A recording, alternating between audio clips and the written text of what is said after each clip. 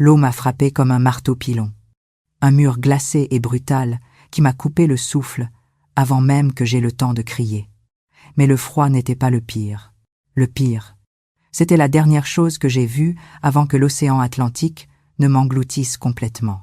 Mon fils David, debout sur le pont de son yacht blanc étincelant, qui me regardait. Il n'a pas tendu la main. Il n'a pas crié.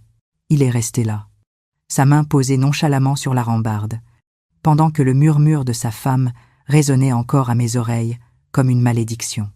Dis bonjour aux requins, si vous avez déjà eu le cœur brisé par les personnes mêmes à qui vous avez donné la vie. Alors vous connaissez ce type de froid particulier.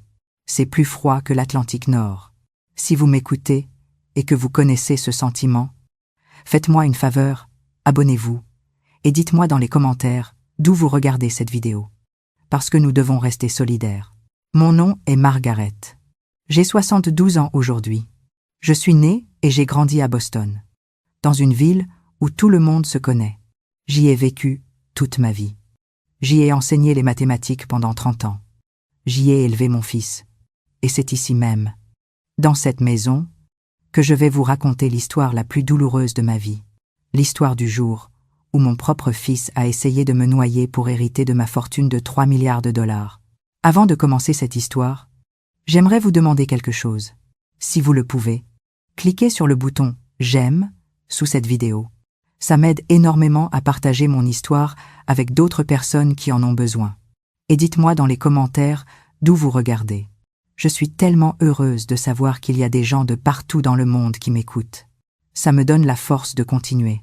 Pour que vous compreniez tout correctement, je dois revenir en arrière. Je dois revenir au mardi matin où ma vie a basculé. J'avais 67 ans à l'époque.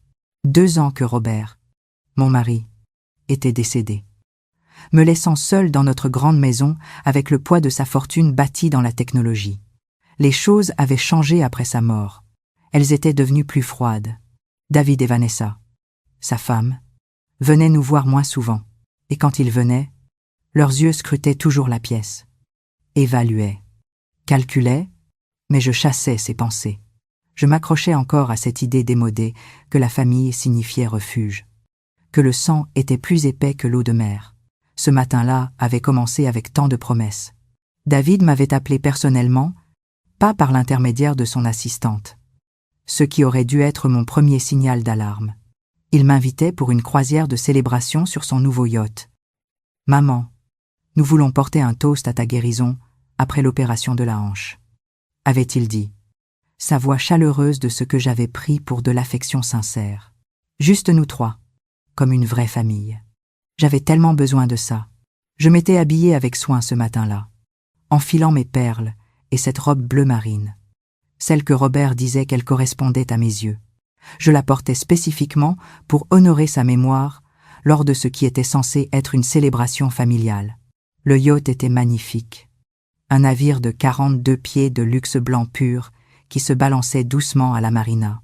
David m'avait accueilli avec une étreinte qui semblait raide, théâtrale, tandis que Vanessa observait depuis le pont, son sourire suffisamment tranchant pour couper du verre.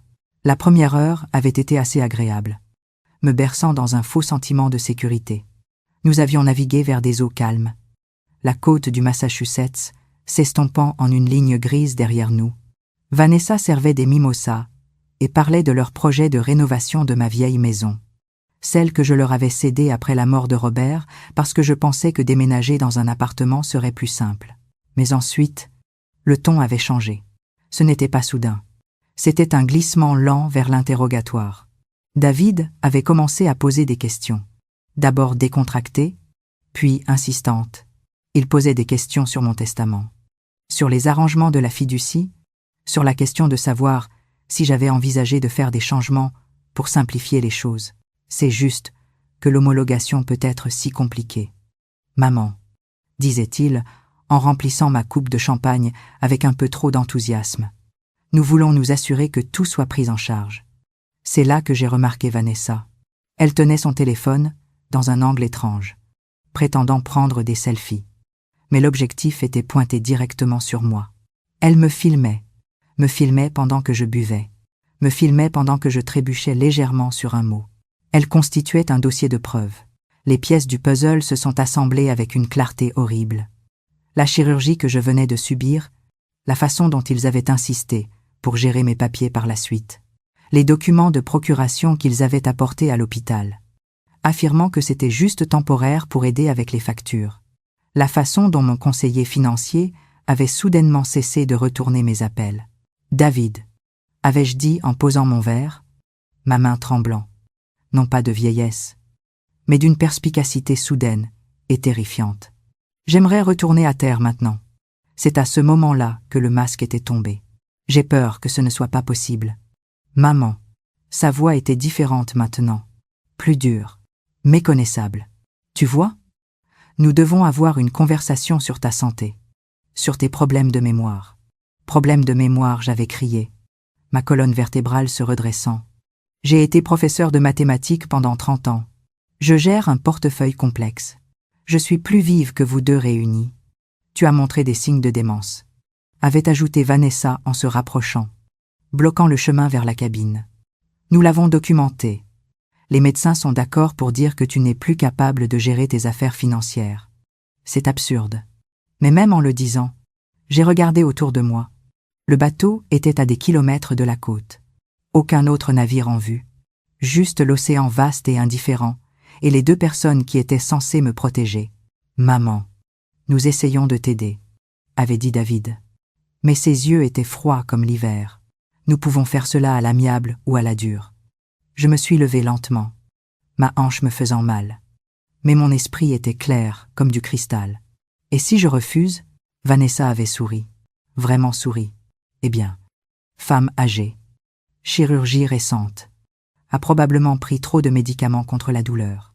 S'est désorientée sur le bateau. Elle avait haussé les épaules. Les accidents tragiques arrivent tout le temps. J'ai regardé les documents que David avait sortis d'un dossier. Des papiers transférant tous les actifs vers eux immédiatement. Puis j'ai regardé l'eau, aller en enfer.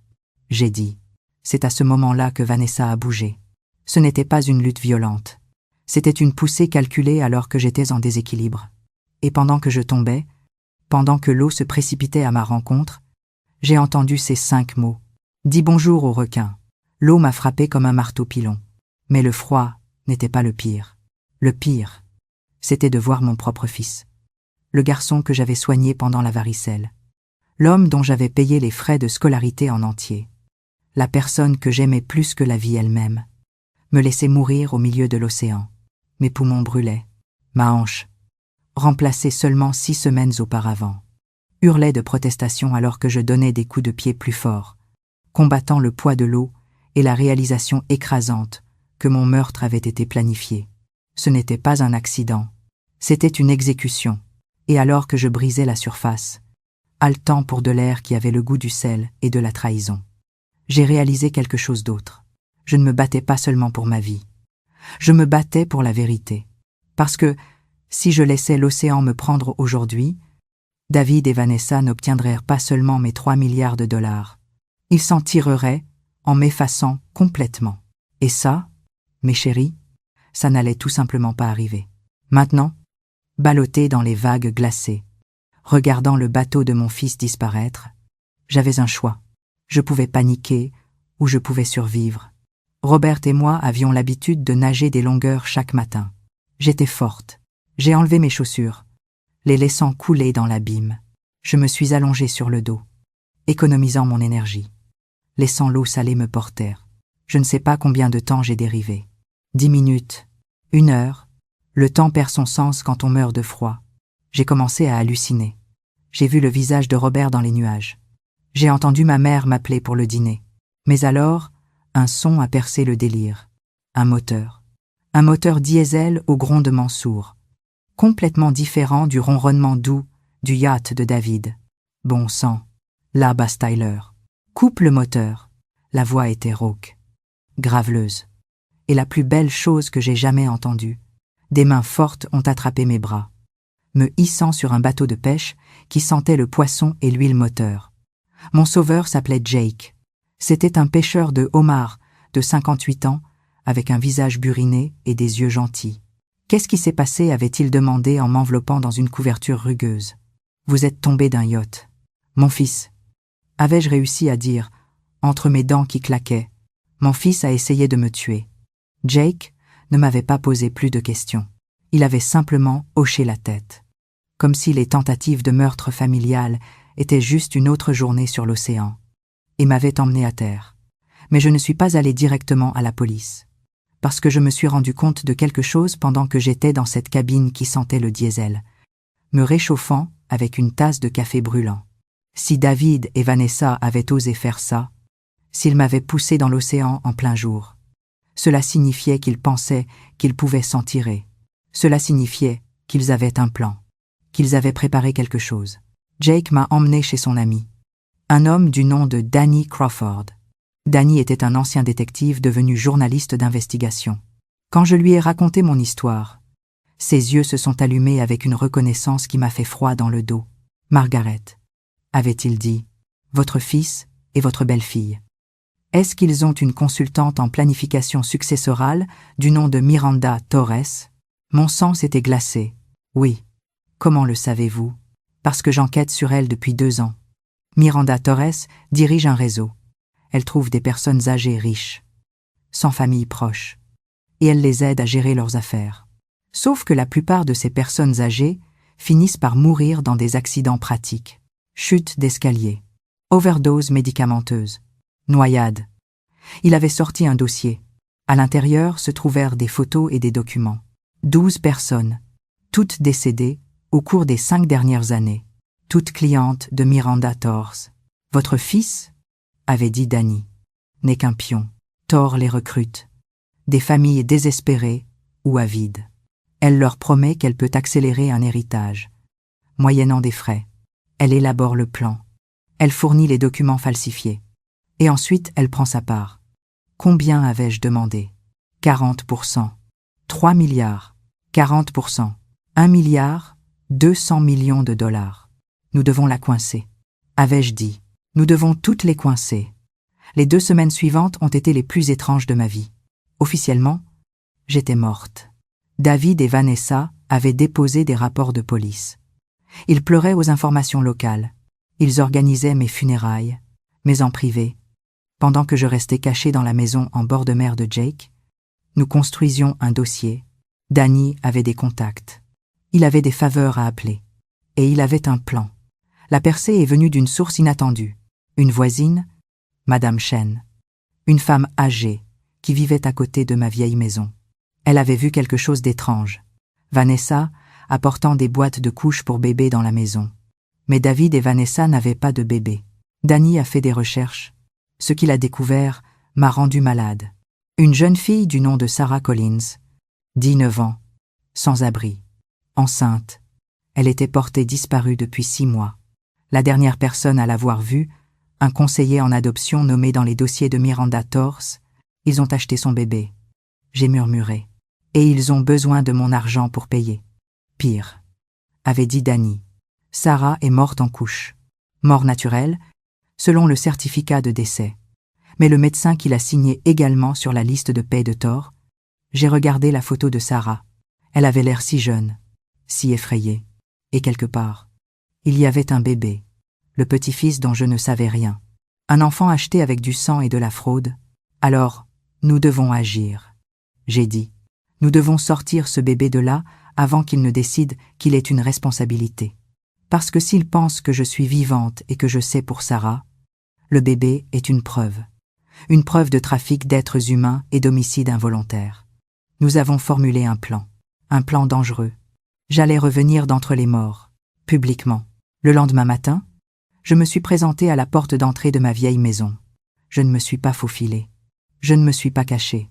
J'ai monté les marches et j'ai sonné à la porte. La nounou, la femme que j'avais vue dormir dans le fauteuil lors de ma surveillance, a ouvert. Son nom était Carole. Danny l'avait vérifié. Elle était innocente. Juste une employée à gages qui avait besoin d'un salaire. « Puis-je vous aider ?» avait-elle demandé, regardant mon visage familier avec confusion. « Bonjour Carole, je suis Margaret Harrison. Je crois que vous gardez mon petit-fils. » Elle était devenue blanche comme un linge. « Mais, vous êtes morte. » « Oui. » J'ai entendu dire. Grossièrement exagéré. Je l'ai dépassé doucement. Il est dans la chambre d'enfant. Oui. Mais M. et Madame Harrison sont en route. Ils ont appelé. Ils avaient l'air furieux. Bien. Nous les attendrons. Je suis montée à l'étage et j'ai pris le bébé. Il était si léger. Bonjour, Robert. J'ai murmuré. Nous allons t'appeler Robert. Robert Sarah Harrison. Quand la porte d'entrée a claqué en bas, Carole avait l'air terrifiée. S'il vous plaît. A-t-elle chuchoté. Ils sont dangereux. Je sais. J'ai dit. Carole. Prenez votre téléphone. Allez dans le placard. Enregistrez tout ce que vous entendez. Ne sortez pas avant que je ne vous le dise. Elle a couru. Je me suis assise dans le fauteuil à bascule. Le bébé dans mes bras. Et j'ai attendu. David et Vanessa ont fait irruption dans la pièce. Ils avaient l'air hagards, sans sommeil. Les cheveux de Vanessa étaient en désordre. Les yeux de David étaient fous. Quand ils m'ont vu, le silence était absolu. « Bonjour, mes chéris. » J'ai dit, en me balançant doucement. « Vous avez l'air d'avoir vu un fantôme. »« Comment ?» a murmuré Vanessa. « Nous t'avons vu couler. Je suis une bonne nageuse. » J'ai dit. « Et vous auriez vraiment dû vérifier s'il y avait des bateaux de pêche avant de commettre un meurtre. » David a fait un pas en avant, ses mains se serrant en poing. « Tu ne peux pas être ici. Tu es morte. Le certificat est signé. Annulez-le. » J'ai dit calmement. « Tu ne comprends pas. » a hurlé David, perdant le contrôle. C'est trop tard. Torres a l'argent. Si nous ne faisons pas ça, elle nous tuera. Elle a un moyen de pression sur nous à cause du bébé. Ah oui, le bébé que vous avez acheté à une fille morte. Vanessa a haleté. Tu sais. Je sais tout. Je sais pour Sarah Collins. Je sais pour le calendrier sur le bureau. Je sais pour les 12 autres personnes âgées que Torres a aidé à éliminer. Nous n'avons pas tué Sarah, a crié Vanessa. C'était Torres. Elle a dit que la fille était morte de cause naturelle. Nous voulions juste un bébé. Et vous vouliez tellement 3 milliards de dollars que vous étiez prêt à tuer votre propre mère pour les payer. David tremblait. Maman, s'il te plaît, nous pouvons arranger ça. Nous pouvons simplement dire que tu as été retrouvée. Amnésie. N'importe quoi. Ne va pas à la police. Tors. Elle a des relations. Si elle sait que tu es vivante, elle enverra quelqu'un pour finir le travail pour nous tous. Elle est déjà en route. J'ai dit, David s'est figé. Quoi? Je l'ai appelé. J'ai menti. Je lui ai dit que j'étais vivante et que je voulais négocier un nouvel accord. Elle sera là dans 10 minutes. Tu es folle, a sifflé Vanessa. Elle ne négociera pas. Elle brûlera cette maison avec nous à l'intérieur. Alors vous avez un choix. J'ai dit en me levant, tenant toujours le petit Robert. Vous pouvez vous tenir avec elle et être condamné pour meurtre. Ou vous pouvez vous tenir avec moi. Avouez tout. Et peut être. Juste peut être. Je ne vous laisserai pas pourrir en prison pour le reste de vos vies. Pourquoi tu nous aiderais à demander David? Des larmes coulant enfin. Après ce qu'on a fait, je l'ai regardé. Vraiment regardé. J'ai vu la cupidité, la faiblesse, la pourriture morale. Mais j'ai aussi vu le petit garçon qui m'apportait des pissenlits. Parce que je suis ta mère. J'ai dit, ma voix se brisant pour la première fois. Et que Dieu me vienne en aide. Je ne sais pas comment arrêter d'être ta mère. Mais ne te trompe pas. David, tu vas aller en prison. Je t'offre une chance de rédemption. Pas de liberté. Avant qu'il ne puisse répondre, la sonnette a retenti. Miranda Torres n'a pas attendu d'être invitée. Elle avait une clé. Bien sûr qu'elle en avait une. Elle est entrée dans la chambre d'enfant, flanquée de 2 grands hommes en costume. Elle s'est arrêtée quand elle m'a vue. Elle n'avait pas l'air surprise. Elle avait l'air agacée. « Madame Harrison », a-t-elle dit doucement, « vous êtes remarquablement résiliente. C'est la natation. » J'ai dit, « David. » « Vanessa. » Elle leur a fait un signe de tête. « Je vois que vous vous êtes réunis. Comme c'est touchant, malheureusement. Cela crée une complication.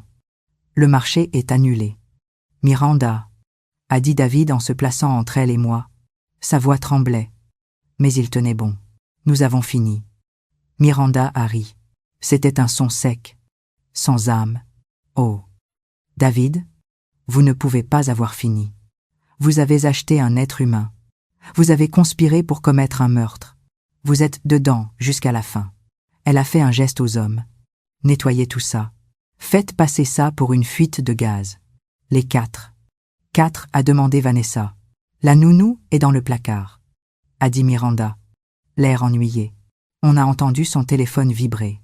Un des hommes s'est dirigé vers le placard. Maintenant j'ai crié. La fenêtre de la chambre d'enfant a explosé vers l'intérieur. Non pas d'une explosion de gaz, mais d'une équipe d'intervention tactique. Danny Crawford n'avait pas seulement apporté un microphone. Il avait apporté la cavalerie, FBI. Lâchez vos armes. La pièce a éclaté dans le chaos. Des hommes en gilet pare-balles ont déferlé par la porte et la fenêtre. Les hommes de main de Miranda étaient au sol en quelques secondes. Miranda elle-même a essayé de fuir. Mais Danny bloquait l'entrée. Un sourire sinistre sur le visage. Miranda Torres. Athée, il dit en brandissant un badge, vous êtes en état d'arrestation pour racket, trafic d'êtres humains et complot en vue de commettre un meurtre. Alors qu'il lui passait les menottes, elle m'a regardé avec un venin pur. Vieille sorcière, tu aurais dû te noyer. Je sais. J'ai dit en protégeant les yeux du bébé. Mais je devais dire bonjour au requin pour toi. Les conséquences ont été un tourbillon. David et Vanessa ont été arrêtés. Ils pleuraient alors qu'on les emmenait. Je ne les ai pas serrés dans mes bras. Je suis resté sur le porche en tenant Robert Sarah et je les ai regardés partir. Ils témoigneraient contre Torres en échange de peines réduites. Mais ils passeraient quand même une décennie derrière les barreaux. C'était difficile. Je ne vais pas vous mentir et dire que c'était une victoire facile. Regarder votre enfant aller en prison est un chagrin incomparable. C'est un deuil pour la personne qu'il aurait pu être. Mais la vie continue.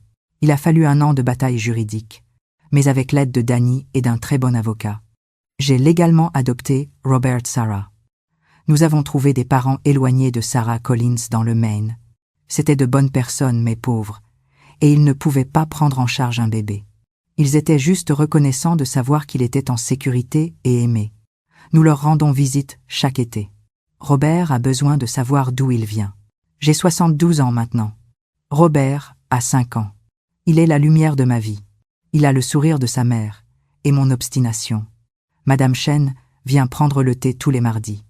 Jake nous emmène sur son bateau, un chalutier de pêche sûr et robuste, pour observer les baleines. Nous n'approchons pas des yachts. David m'écrit de prison. Je lis les lettres, mais je ne réponds pas. Pas encore. Je travaille encore sur le pardon.